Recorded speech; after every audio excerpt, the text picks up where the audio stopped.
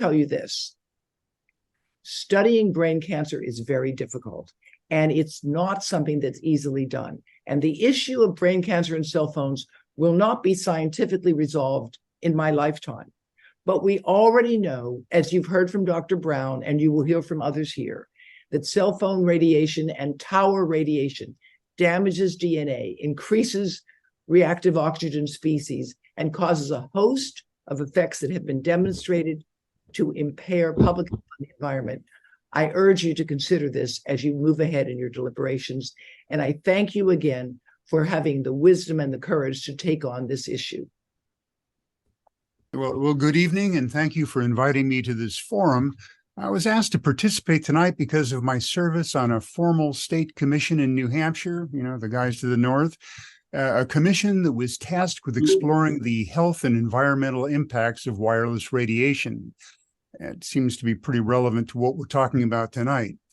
It's important to note that at the time I joined the commission, I did not believe that low-level wireless radiation exposure, the type you get from your cell phone or a cell tower, was particularly harmful. That was the conventional and is the conventional wisdom for people working in my field.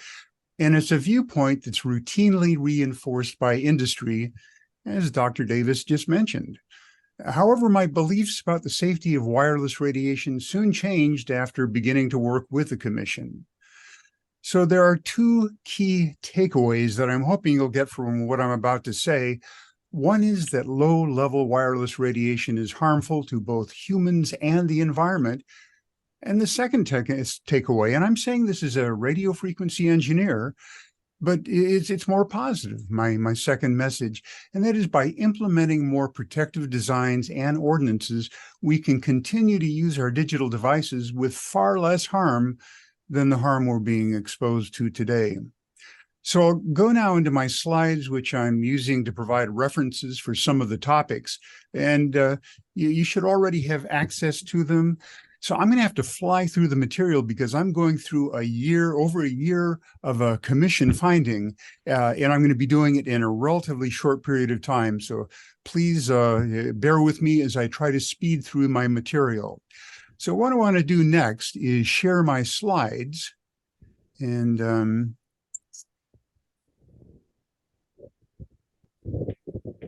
here we go. It should work.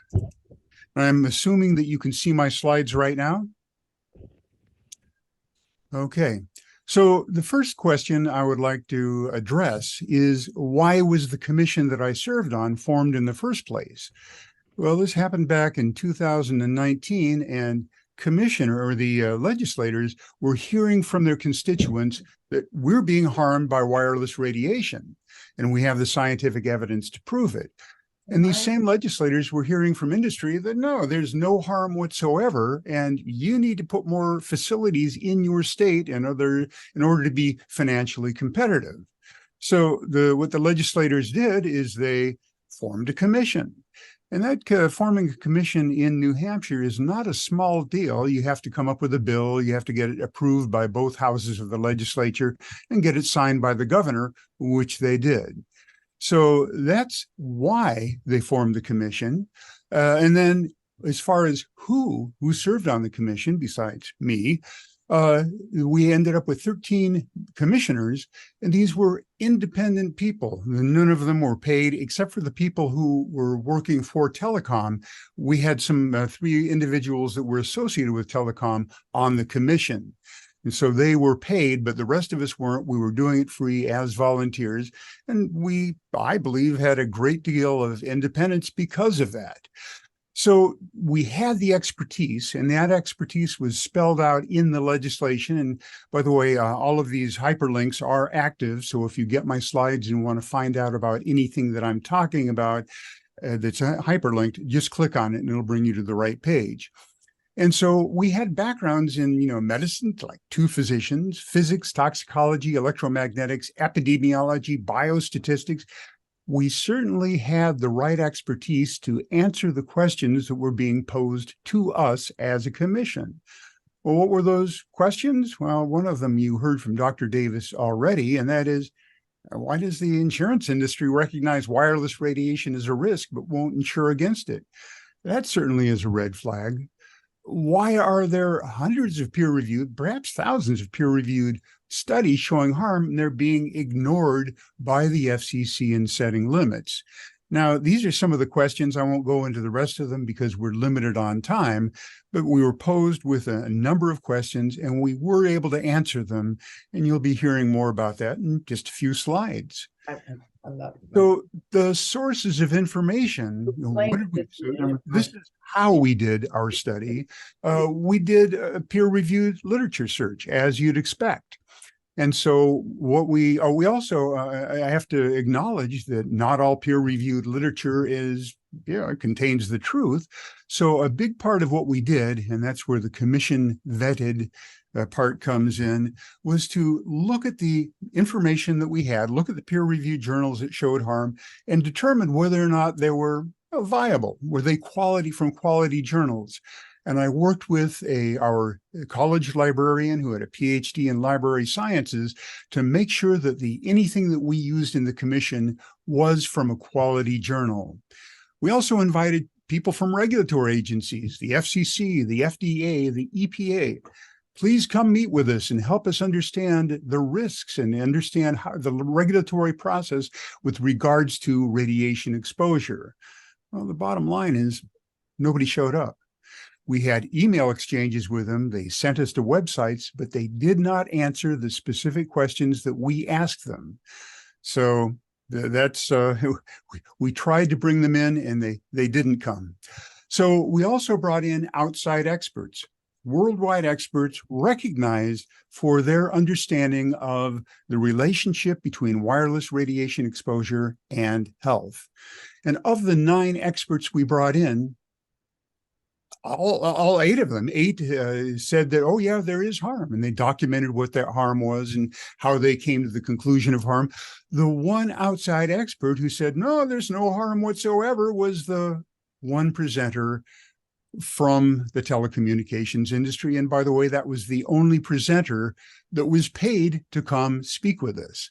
All of the other speakers came on a voluntary basis. So those are the sources of information. In terms of the outcome of our studies, a peer-reviewed literature search, we did identify hundreds of top-tier publications that showed harm from low-level, and I want to stress that, low-level wireless radiation exposure. That's the type of exposure you get from your cell phone or from living near a cell tower. So hundreds of them that did show a significant health risk from being exposed. And then as of 2020, and by the way, the person who wrote this review that's linked here is Dr. Henry Lai who was mentioned earlier. And the vast majority of those peer-reviewed publications showed harm from exposure. In particular, one of the harms, and there's something that demonstrates the mechanism for that harm, is that you have an increase in free radicals which create oxidative damage in your cells. And Dr. Brown mentioned that, as did Dr. Davis. So the vast majority of those publications did show harm, and it showed an effect from exposure to wireless radiation. Now, these 2 bullets are very important because if you listen to people from the telecommunications industry, and I've heard lots of their presentations, their claim is that the only peer-reviewed journal articles that show harm are those that are cherry-picked from fringe journals. And what these 2 bullet points show is no, you don't have to cherry-pick. They're readily available, those articles from top-tier journals that do show harm.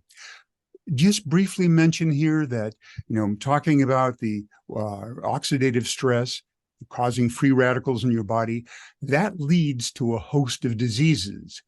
And here are some of them.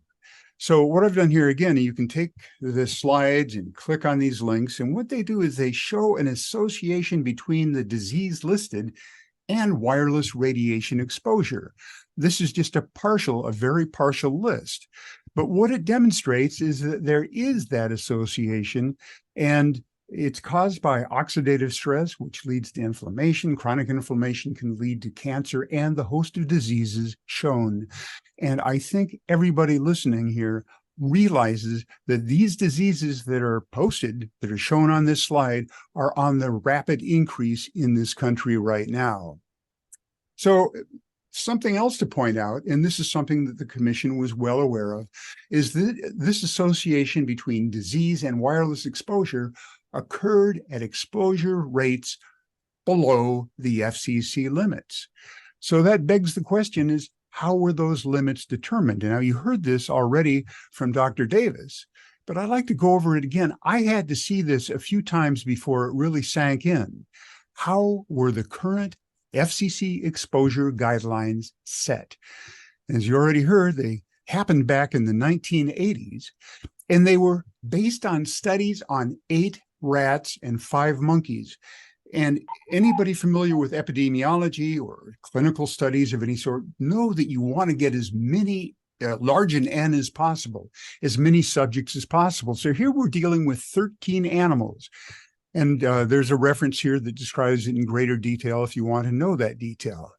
So the assumption was that it's only heating effects that causes the problem. It's not the long-term chronic effects, which we now know is a problem. It's a problem that's not acknowledged by industry. And so because you're only looking at, or they only looked at acute problems in coming up with these guidelines, they only looked at studies that were an hour or less. Now we're talking about the exposures that we're getting 24/7. To set those guidelines, they only looked at a 1 hour or less. So what was pointed out, and I'll just click through these in the interest of time, is that they took these animals that had been trained to push a lever to get food, and they put them in a room. They were food deprived. They put them in a cage and kept ramping up the electromagnetic fields that they were exposed to till the point where they could no longer perform that very simple task of pushing the lever to get food, even though they were starving. So they took that and declared that as being the upper limit for exposure. And then they divided that number by 50. In the case of workers, they only divided that by 10. But for the population in general, they took that upper limit, the point at which monkeys even got burns on their faces from the very high exposure, divided it by 50 and said, that's fine. That's okay for the public in general. This is why I wanted you to see it a second time, because it's just so important and it's so very wrong. So that's where those guidelines came up from. So if you hear anybody talking about FCC guidelines and, well, we're within compliance, this is what they're talking about. It's woefully inadequate. And that safety factor, they call it, of 50, that's not based on any relative risk. It's an arbitrary number. It's somebody said, well, let's use a number of 50, and that should be adequate. So moving right along, we as a commission were saying, well, what's going on here? How come the FCC isn't protecting us? And we came across this study. This is not from some conspiracy website. This is from the Harvard University Center for Ethics. And the title says it all. Captured Agency, How the Federal Communications Commission is Dominated by the Industries it Presumably Regulates. And then the quote there is also good. I really recommend looking at this article. It's actually a report, because it really documents what's going on. How could a federal agency that's out there to protect us ignore all this important information and ignore the harm that's clearly going on? So getting to finally the conclusions, and this is just an abbreviated list. We have a final report. It's 390 pages, but you can really get the gist of it in the first 20 pages or so. So it's got a link here. You click on it and you can get the report.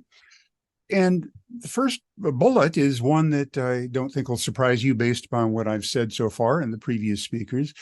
Wireless radiation, which includes 5G and Wi-Fi, poses a significant threat to human health and the environment. So you heard about that, how it impacts insects and flora and fauna. It's true. Electrohypersensitivity, called EHS, it's real. It's an illness that's caused by radiation, and it debilitates people. So if somebody has EHS, they cannot go into a room with an operating Wi-Fi. or with cell phones in operation. They can't do it. It's serious and it's real, and it's recognized by the ADA, Americans with Disabilities Act. But it's completely ignored by industry. When you talk to them about electromagnetic hypersensitivity, they say, oh, well, it's all in their heads. We as a commission found that it is not in their heads. It's real and it's very serious. Also, there's a claim wireless communication is energy efficient. It's not. It's very inefficient, particularly when you compare it to wired communication. Wireless communication doesn't bridge the digital divide. We can talk about that more, but if you put in high-tech 5G towers, that's not helping anybody. There are ways of doing it that will help people, but going wireless, particularly going 5G, does not help because the people you're trying to help can't afford these expensive phones, but there are things that they can afford, and we can talk more about that later. And then wireless communications is not nearly as secure. Wireless is completely insecure because your signal is going everywhere and making it accessible to people. And if you have access to somebody's cell phone signal, you can decode it over time. If you're going through a wired network, it's very, very challenging. So if you want security, do not go wireless. And finally, what we concluded in the commission was this is not really a scientific issue. The science is crystal clear. Wireless radiation causes harm and significant harm. So it's become that political issue, an economic issue. And so that's where we left it as a commission, is we can spell out the science. We can make it available to people, but we can't change some of the rules that are going on in Washington that were raised earlier. So that concludes my presentation, and I thank you for your attention. So I am Executive Director of Environmental Health